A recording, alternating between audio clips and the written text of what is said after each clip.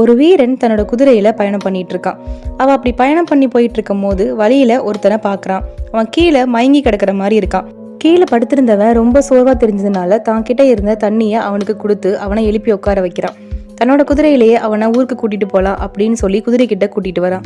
குதிரை கிட்ட வந்தோடனே கீழே படுத்திருந்தவன் குதிரை வீரனை தள்ளி விட்டு அவனை அடிச்சிட்டு குதிரையை திருடிட்டு போயிட்டான். கொஞ்ச நாள் கழிச்சு குதிரையை இழந்த வீரன் தனக்கு இன்னொரு குதிரை வேணும் அப்படின்றதுக்காக குதிரை வாங்குறதுக்காக சந்தைக்கு போறான்.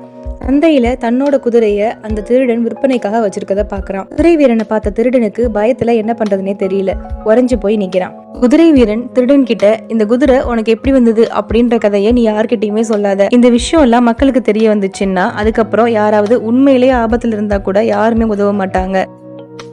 உழைச்சு முன்னேறு, யாரையும் ஏமாத்தாத அப்படின்னு சொல்றான் அந்த குதிரை வீரன். திருடனும் தான் செஞ்ச தப்ப எண்ணி வருந்துறான். இததான் வள்ளுவர் இன்னா செய்தாரே ஒருத்தல் அவர்னான நன்னயம் செய்து விடல் அப்படின்னு சொல்லியிருக்காரு.